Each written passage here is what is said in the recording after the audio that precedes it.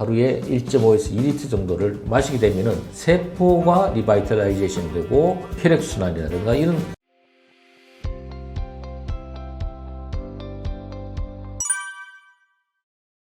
저는 태아에서 100세까지 당신의 건강한 물리학이 저자이고요. 현재 대전대학교에서 교수로 재직하고 있습니다. 저는 물과 관련된 연구를 한 36년 정도 연구를 했고요. 그와 관련한 여러 가지 연구를 하면서 여러 가지 논문도 발표하고 또 작년에 제가 이 책을 출간하게 됐습니다. 그리고 이제 물과 바이오, 그러니까 하이드로 바이오죠. 하이드로가 이제 물이고 바이오가 이제 생명, 하이드로 바이오 분야의 연구를 하고 있습니다. 그래서 저희들 대전대학교에 한방병원이 있어서 한방병원에 있는 그런 그 바이오 분야와 제가 전공하고 있는 물 분야를 결합한 하이드로 바이오 분야의 연구를 하고 있습니다.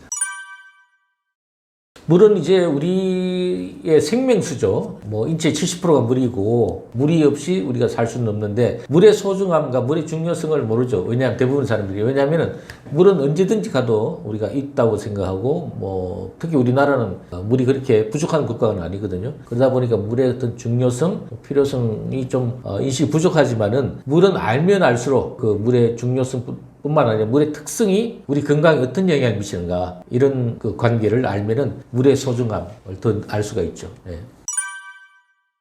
제일 중요한 건 우리 인체의 그 노폐물, 음식을 먹고 하면은 이제 인체에 쌓이는 노폐물을 빨리빨리 이제 몸 밖으로 배출하죠. 소변이나 뭐 대변 또는 땀으로 이렇게 노폐물을 배출하는 것. 그 다음에 이제 우리 몸의 그 음식물의 그 영양분을 이제 용해시켜서 분해해서 이제 혈액을 통해서 이동할 수 있는 이동하는 역할. 그리고 이제 면역력의 역할을 합니다. 특히 이제 우리가 1차 방어력이 있는데 인체에 예를 들어서 우리가 매운 안 좋은 고기를 마시면 재채기가 나지 않습니까? 그런 거는 이제 우리 인체에 해로운 물질이 들어온다 그러면 재채기가 나고 콧물이 나고 이 다 이제 우리가 1차 방어 능력이죠. 그 다음에 침을 통해서 입에 들어오는 세균을 또 이렇게 제거할 수 있고 그런 이제 그런 그 방어 능력. 그 다음에 이제 T인파구라든가 이런 백혈구를 그 면역 세포들이죠. 그런 것들을 이동할 수 있는 이동시키는 그런 역할. 이게 어떻게 보면 3대 핵심 기능 중에 하나인데 뭐 물론 수많은 뭐 기능들이 있습니다만은 일단 그 세 가지를 주로 말씀을 드리고 싶습니다. 물은 이제 용매라 그럽니다. 용매라는 건 뭐냐면 어떤 물질을 녹일 수 있는 매체인데 물은 뭐 심지어 바위까지 녹이지 않습니까? 바위가 토양에 있는 미네랄까지 추출하고 녹일 수 있는 그런 용매이기 때문에 물 속에는 굉장히 다양한 성분이 녹아 있습니다. 뭐 우리가 생각하는 산소라든가 이산화탄소라든가 이황가스 이런 가스 종류, 그 다음에 무기질 미네랄, 칼슘, 마그네슘, 나트륨 같은 미네랄, 그리고 세균류, 그 다음에 각종 또 오염 환경에 처하면 오염 물질도 녹아 있고 그런 다양한 물질이 녹아 있는데 눈으로는 잘 안 보이죠. 예, 그래서 그걸 이제 정밀하게 분석을 해야 알 수 있는데, 그래서 어떤 지역에서 나는 물인가에 따라 청정 지역에 또 좋은 환경에서 나는 물은 미네랄도 풍부하고 알칼리성이고, 또 어떤 지역에는 또 오염된 물이 나올 수도 있고요. 또는 중금속이 나올 수 있고, 땅 밑에 또 중금속이 있는 지질이 있습니다. 그런 지질에서 나오면 또 이제 중금속이라든가 우라늄 이런 성분이 나올 수도 있고, 그래서 그 물이 나오는 산출되는 환경에 따라서 수질이 굉장히 달라지고, 수질이 달라진다는 것은 우리가 마실 수 있는 건강한 물이 될 수도 있고 또 오염된 물이 될 수도 있죠.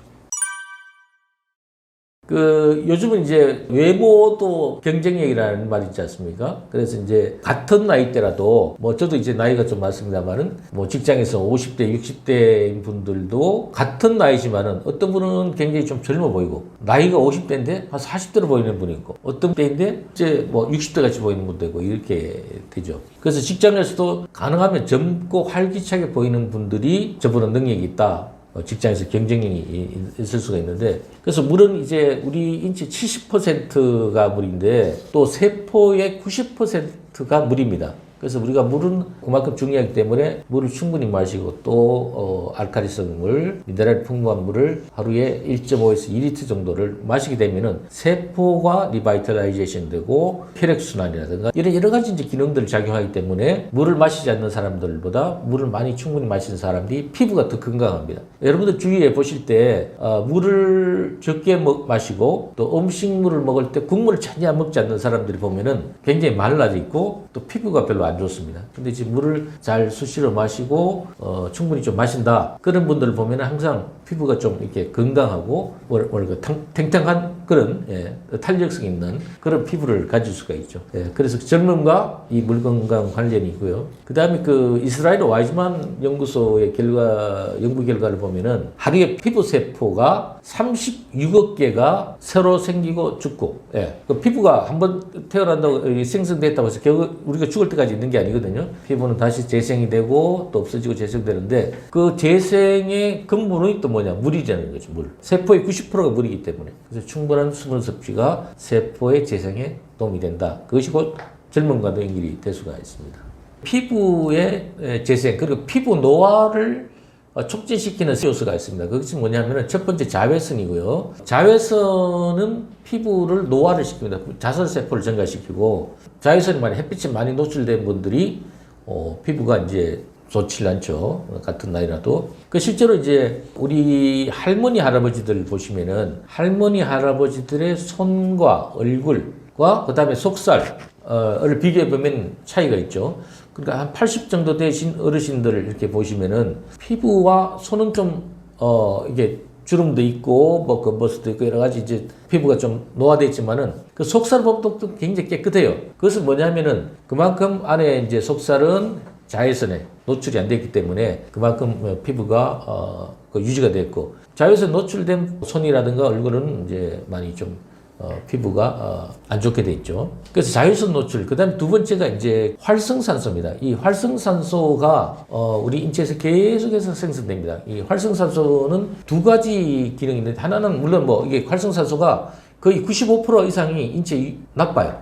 그러니까 이제 활성산소는 가능하면 이 생성을 줄이는 게 좋은데 또 유익한 부분도 있습니다. 그래서 이제 뭐 수명을 다한 세포를 이제 산멸시키는 역할을 한다든 그런 일부 유익한 성분 역할을 하지만은 활성산소는 대부분 인체에 유해하다. 그래서 피부를 이제 파괴하고 또 뭐 여러 가지 우리 질병을 일으키는 어떻게 보면 만병의 근원이 뭐 활성산소라고도 볼 수 있는데 이제 그런 그 활성산소를 제거하는 방법, 그 활성산소를 줄이는 방법 중에 하나가 알칼리성 미네랄 워터를 마시는 겁니다. 물론 활성산소 줄이는 여러 가지 방법이 있겠습니다만은 알칼리성 미네랄 워터를 마시면은 활성산소가 생성되는 걸 좀 줄여줄 수가 있습니다. 피부의 건강을 위해서 자외선 차단을 피한다든가 또 미네랄 워터를 마셔서 활성산소를 줄인다든가 뭐 이런 게 있을 수 있습니다.